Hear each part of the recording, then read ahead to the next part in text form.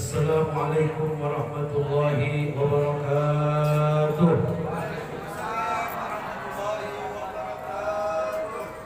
Alhamdulillah, alhamdulillahilladzi khalaqal insana wa 'allamahul bayan. Wassalatu wassalamu ala sayyidina wa habibina wa syafi'ina wa maulana Muhammadin khairil anam wa ala alihi wa ashabihi wa azwajihi wa dhurriyyatihi wa junudihi wa atba'ihi wa ansarihi wa muhibbihi wa ummatihi min yawmin hadza ila yaumiz zihab, amma ba'du.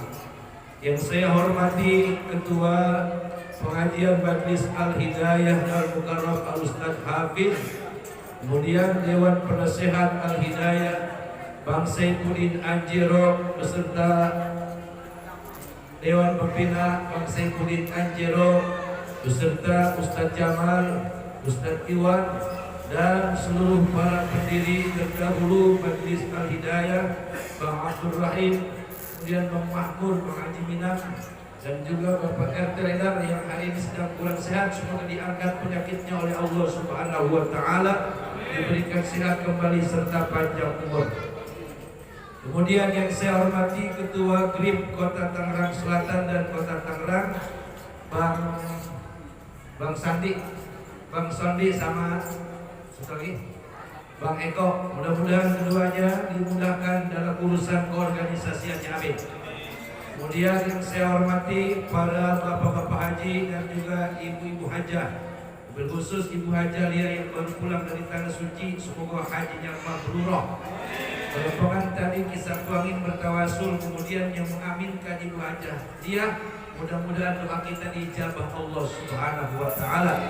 Sebab orang yang pulang haji 40 hari malaikat masih ngiringin. Makanya saya pesan sama Ibu Hajah Lia, ngomong yang enak-enak, kalau mau sama laki jangan nyumpain laki. Jadi pas pulang haji, mudah-mudahan ya Allah rezeki saya tambah banyak, laki saya tambah setia, anak-anak saya soleh dan solehah. Kayak gitu doanya ya. Dan juga seluruh para remaja, para anak muda, harapan bangsa, harapan negara, harapan agama, mudah-mudahan dengan dekatnya di pengajian ente semua para anak muda menjadi harapan bangsa ke depan, amin. Sesudah kami nanti pada tua, ente-entelah yang bangkit untuk memimpin Al-Hidayah, amin ya rabbal alamin.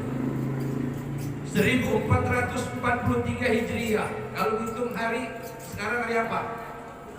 Rebo, Kemis, Jumat, Sabtu. Rebo, Kemis, Jumat, 3 hari lagi kita akan meninggalkan 1443. Malam Sabtu kita memasuki 1444 Hijri. Nah, tinggal klik aja di Google tuh, doa akhir tahun, doa awal, manfaatin tuh HP. Kapan baca doa akhir tahun? Pas habis sembahyang asar.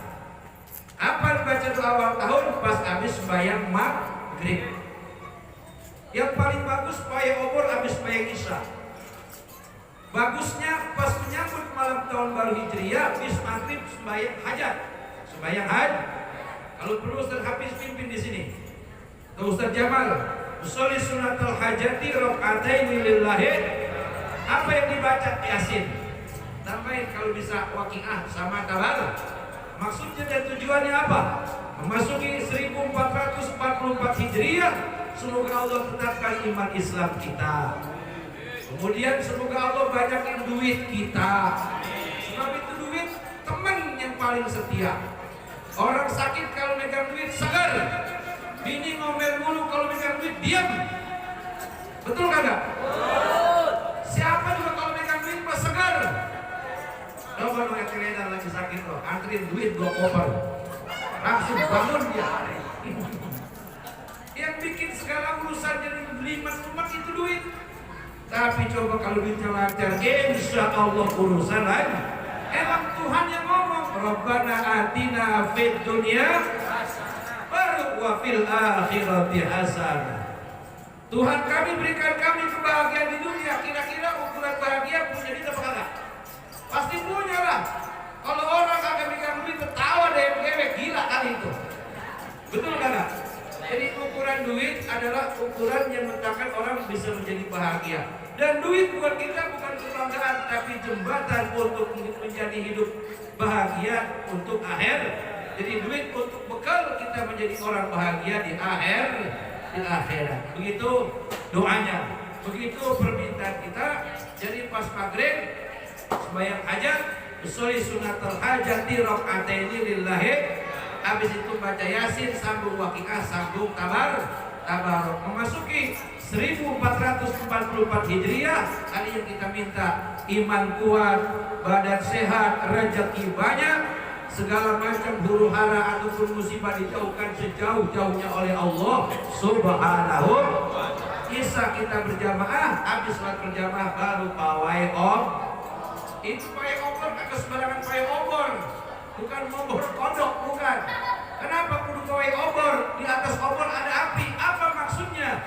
Biar semangatnya menyambut tahun baru, biar berkobar seperti obor agak pernah padam untuk membela agama Allah Subhanahu.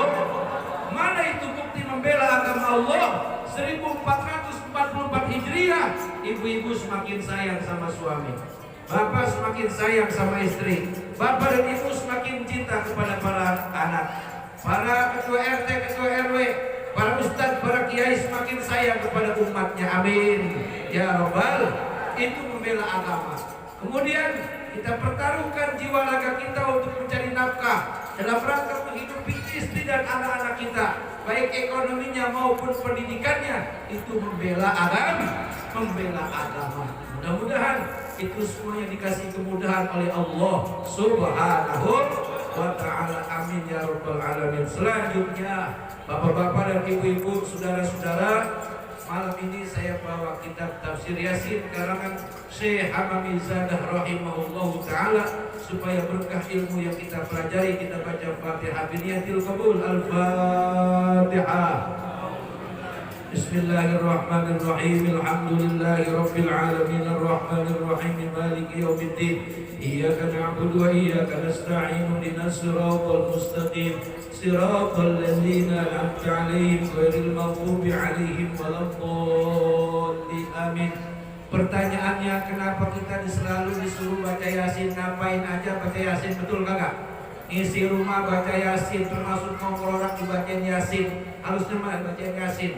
Isi rumah baca Yasin, ya kan? Terus acara tahlilan 7 malam baca Yasin. Acara apapun yang namanya ada zikirannya pasti baca Yasin. Pertanyaannya, kenapa perlu Yasin? Jawabannya sebagaimana disabdakan oleh baginda Rasul Nabi Muhammad sallallahu alaihi wa alihi wasallam, wa kama qala alaihi salam, innallaha ta'ala qara'a surat Yasin wa qaha qabla an yakhluqa as-samawati wal arda bi alfi 'am. Dalam sabdanya Nabi Muhammad sallallahu alaihi wasallam, kenapa kita dalam segala urusan kudu baca Yasin? Emang kagak ada surat yang lain?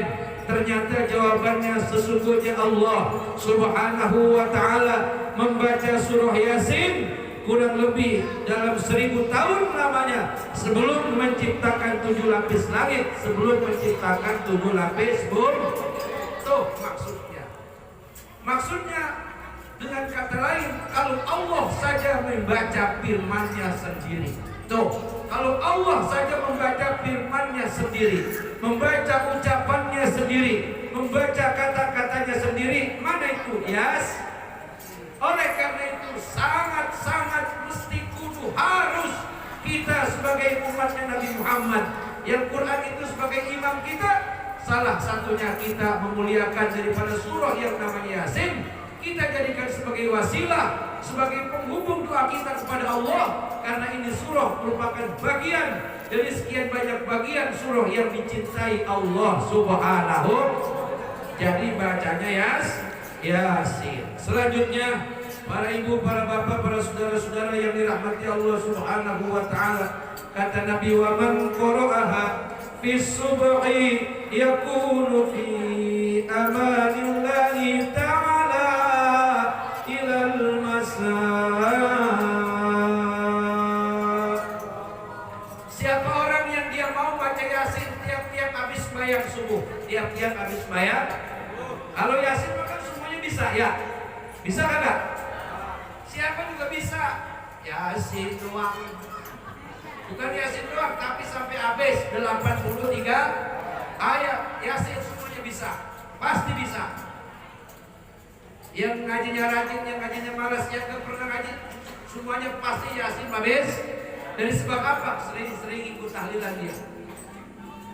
Makanya kata Nabi, waman qara'a bis subhi, barang siapa orang yang baca Yasin di waktu subuh sesudah sholat subuh, yakunu fi amanillah, jadilah dia orang yang dalam pengamanan Allah Subhanahu ilal masai, sampai datang waktu sore. Maksudnya fi subhi ilal maghrib, fi waktu subhi ila waktu maghrib. Kita baca Quran Yasin di waktu subuh, Allah akan jamin keamanan diri kita, keluarga kita, harta benda kita dari kejahatan segala makhluk sampai datang waktu maghrib. Sebaliknya, dibaca di waktu maghrib, Allah akan berikan keamanan untuk diri kita, keluarga kita, harta benda kita di mana saja berada sampai datang waktu subuh. Paham ini? Paham? Paham? Kira-kira mau ngamalin kagak? Kira-kira mau ngamalin kagak? Insya Allah gampang. Pak Ustaz kan perlu dijazain, sudah dijazain oleh Rasulullah Sallallahu Alaihi. Yang namanya baca Yasin, termasuk baca Waqiah, termasuk baca Fatihah, itu surah demi surah yang mendapatkan kecintaan dari Allah, yang dipilih oleh Allah, sebagaimana itu dipilihkan untuk menghubungkan diri kita kepada Allah Subhanahu. Bahasanya begini, kalau mau ketemu camat ngomongnya begini-begini biar urusan beres gitu kan. Kalau mau ketemu lurah ngomongnya begini, kalau mau ketemu wali kota ngomongnya begitu-begitu, kalau mau ketemu gubernur ngomongnya begini-begini. Siapa yang ngajarin? Siapa yang ngasih tahu? Orang yang pernah berhubungan dengan pejabat. Sekarang yang ngomong Nabi, kita percaya apa kagak? Sebab Nabi orang yang selalu berhubungan kepada Allah Subhanahu. Dikasih tahu sama Nabi, kalau segala hajatmu wahai umatku ingin dikabulkan Allah, baca, ini ngomongnya begini, yang kamu baca surat ini. Dalam hal ini adalah surat Yasin. Jadi dibaca Yasin di waktu maghrib, Allah berikan perlindungan kita sampai datang waktu subuh. Dibaca di waktu subuh, Allah berikan perlindungan sampai datang waktu maghrib. Jadi 1 kali 24 jam dibentengin, dilindungi oleh Yasin. Alhamdulillah. Yasin semuanya bisa. Yang apal apalagi, yang apa tuh kalau apal. Enggak apal aja itu yang penting dibaca. Kemudian wa bi ayyi baldatin idza tuliyat aw fusirat rafa'allahu ta'ala anhumul bala'a wal qahta wal ghala'a wat ta'un wal waba' wal marad bi hurmatiha. Apabila ini Yasin dibaca di rumah, apabila ini Yasin dibaca di kampung, di sebuah kampung, apabila ini Yasin dibaca di sebuah kecamatan, apabila ini Yasin dibaca di perkotaan, di kota-kota, apabila Yasin dibaca di provinsi, apabila Yasin dibaca di satu negara, Allah Subhanahu wa ta'ala akan memberikan jaminan bagi orang yang membaca Yasin, bagi kampung, bagi rumah, bagi kelurahan, bagi kecamatan, bagi wilayah kota, bagi wilayah provinsi, bagi sebuah negara yang di dalamnya ada orang membaca Yasin bukan sekali tapi rutin. Apa jaminan Allah Subhanahu wa ta'ala? Rafa'allahu ta'ala anhumul bala. Allah akan mengangkat dari rumah yang dibaca Yasin tiap subuh sama tiap habis maghrib, tiap habis subuh. Apa? Allah Subhanahu wa ta'ala akan mengangkat kepada mereka yang di dalamnya mereka baca Yasin daripada apa? Al-bala. Apa itu bala? Bencana. Apa bencana? Puting beliung, bumi tanah bergerak, apalagi hujan kagak berhenti, hujan deras kagak berhenti, apalagi banjir, apalagi gempa bumi. Semuanya dihilangkan oleh Allah Subhanahu wa ta'ala. Tidak cukup sampai di situ. Wal qahta. Apabila sebuah keluarga dalam mengalami pailit kagak punya duit, bini hampir pinggang, anak pada kalang kabut, semuanya keluarga pada sakit, jangan minta ke Mbah Dukun, sebab Mbah Dukun juga lagi susah. Boro-boro gue mau ngasih lo, gue juga lagi kebelaksak kata Mbah Dukun. Kemana kita mintanya? Ke Allah Subhanahu melalui tiap habis subuh, tiap habis maghrib, atau tiap habis maghrib, tiap habis subuh baca ya. Kemudian kata Nabi wal bola, Allah akan mengangkat daripada kesusahan mengenai harga-harga yang mahal, atau dengan kata lain, walaupun harganya mahal, duitnya ada buat beli. Amin. Mauan mana harga mahal tapi bisa kebeli daripada murah gak gablek duit. Mendingan murah tapi punya duit. Watta'un, penyakit ta'un semacam kayak corona kemarin. Sekarang ada lagi cacar monyet. Cacar monyet di luar negeri udah banyak katanya. Di kita jangan sampai jadi. Amin. Makanya rumah kalau habis maghrib bacain Yasin, bukan tiap malam Jumat doang. Habis subuh juga bacain Yasin. Wal wabah, dan daripada wabah. Apa itu wabah? Penyakit mata. Emaknya kena nular, babanya kena. Betul kagak? Penyakit apa lagi? DBD, itu wabah tuh. Supaya dijaga, dipelihara, diselamatkan oleh Allah Subhanahu. Baca Yasin. Wal maradh, penyakit dengan keadaan yang membuat kita jadi kagak enak badan, meriang, entar masuk angin, entar apa asam urat angot, itu penyakit tuh. Entar darah tinggi, ama meninjau takut, ama kemping takut, daging kambing takut, makannya apa? Cacing. Cacing digerus, doyannya itu penyakit. Supaya ama emping berani, ama kangkung berani, ama daging kambing berani. Baca habis maghrib sama habis subuh baca Yasin. Kalau di badan ada penyakit, gejala gula darah tinggi, gejala kencing manis, gejala asam urat, asal makan apa aja berasa. Setiap air di depan kita bacain Yasin segelas. Kalau belum berasa juga sedia air seember, diminum separuh, diguyur separuh. Tiap malam mustahil amat kagak kabul. Yakin dikau? Bagaimana Ustaz biar kabul? Hadir, hatimu hadir. Jadi kalau baca Yasin jangan mikirin besok bayar angsuran, besok udah bayar kreditannya, kata mereka kagak nyampe ke langit. Kalau pengen khusyuk, kalau pengen diterima, hadir hati. Jadi hadir hati, fokus kepada Yasin yang kita baca dan fokus pada permintaan yang kita mohonkan kepada Allah Subhanahu. Paham? Paham?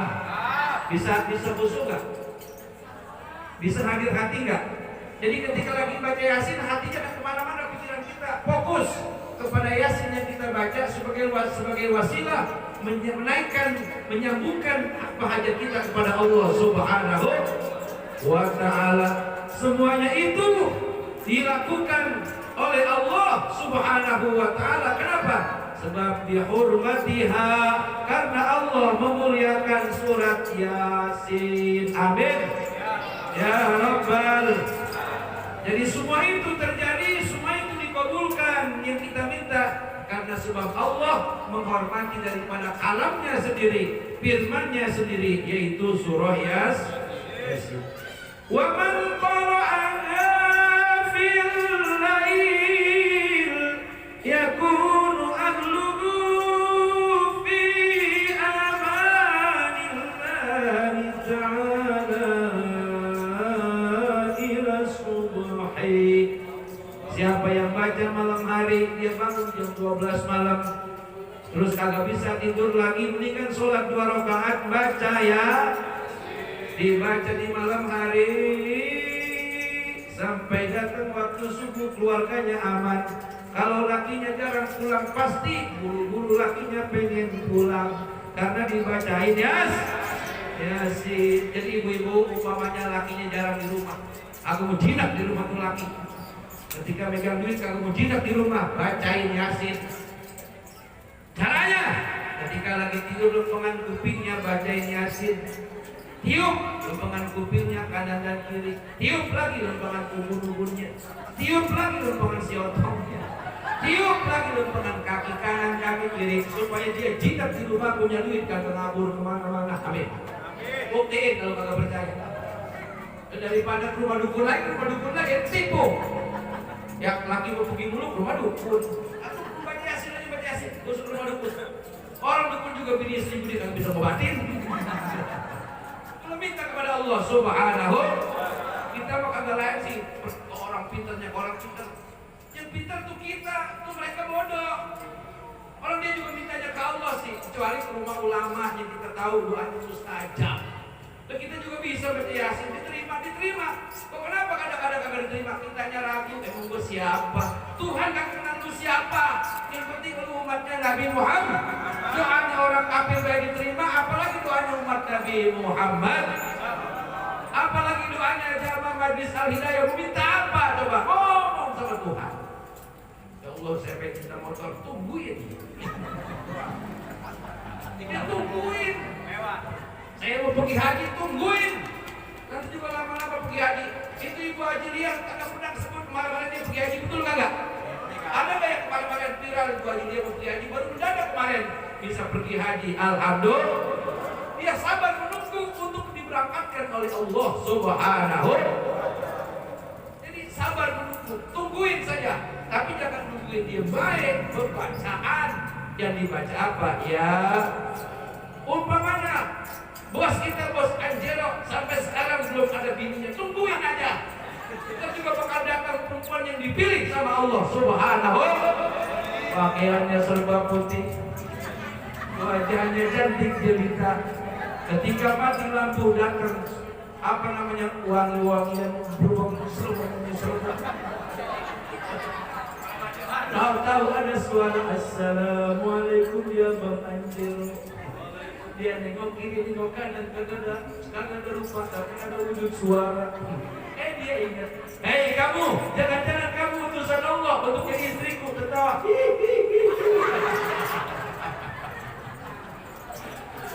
Pas datang, aku adalah calon istrimu. La ilaha illallah Muhammadar. Bisa jadi, apa? Innama amruhu idza arada syai'an ay yaqula lahu. Kalau Allah sudah bilang kun, maka fayakun. Jadi terjadilah, bukti terbuktilah, wujud maka adanya. Bukti itu saudara-saudara. Oleh karena itu berbanyak membaca yasin.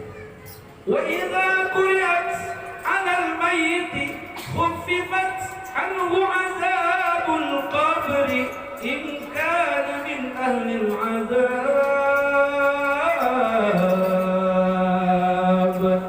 Apabila ini yasin dibaca di sisi mayit nih, ya kan, di sisi mayit, maka mohon diringankan daripada azab kubur kita. Jadi baca yasin supaya ini jenazah si mayit agar tidak disiksa di alam kubur, agar tidak disiksa di ahli kubur. In kana min ahlil azab, walaupun dia notabene bakal menjadi ahli neraka.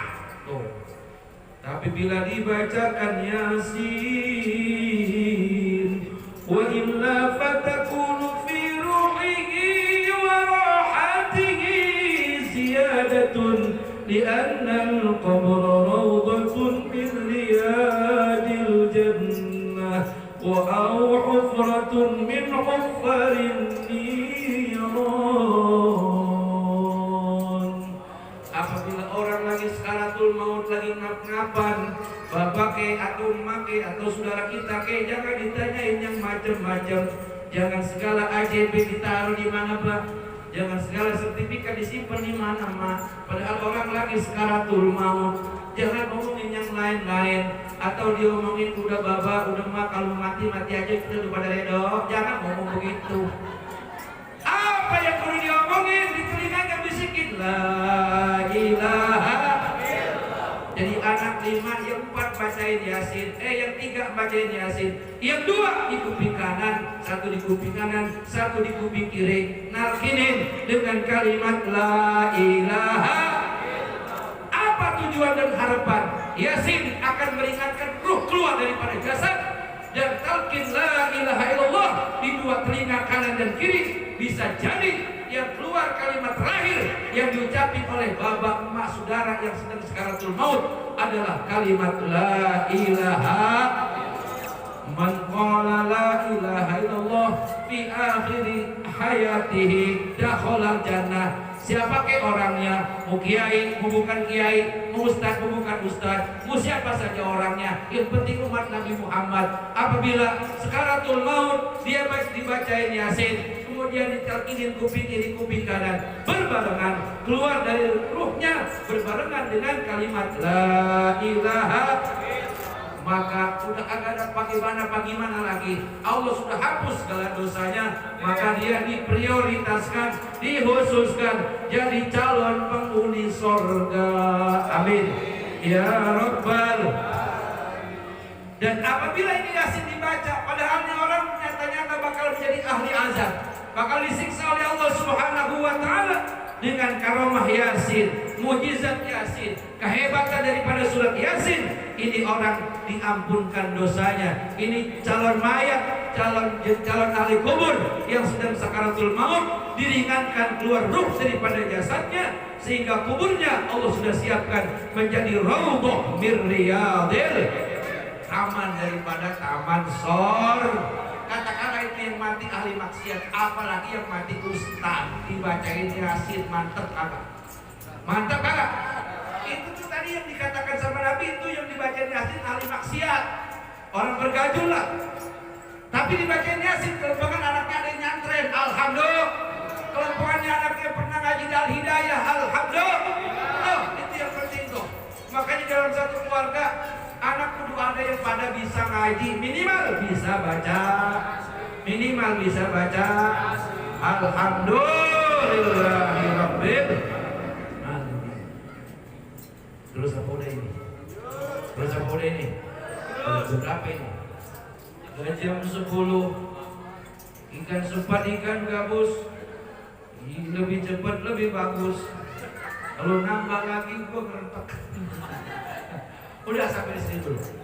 Nanti, nah Yasin dengan Yasin Fadilah, dua-duanya sama memiliki keutamaan. Sebab tidak ada Yasin Fadilah kalau kagak ada surat Yasin. Jadi membaca Yasin Fadilah silakan, membaca Yasin aja sama saja. Dua-duanya mengandung berkah, dua-duanya sebagai wasilah untuk ijabah doa. Yang penting tadi itu saya bilangin, habis bayar maghrib, habis bayar subuh, sama waktu malam. Kagak bisa tidur daripada main HP, mata pada sempat di kagak punya, mendingan baca ya. Lama-lama juga pulas. Ini baca Quran. Saya bilangin, bagaimana kalau baca Quran di HP, mendingan di Quran langsung. Kalau di HP cuma takutnya kena radiasi. Iya nggak ada kuliah, mendingan di Quran ini Yasin yang gede-gede, tulisannya gede-gede.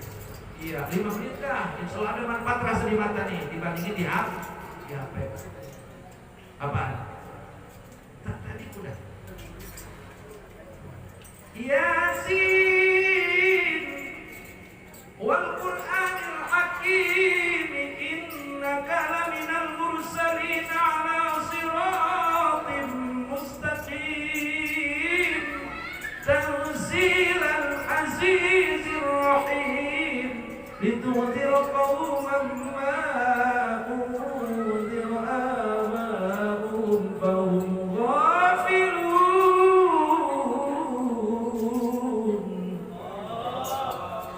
Itu Yasin dibaca.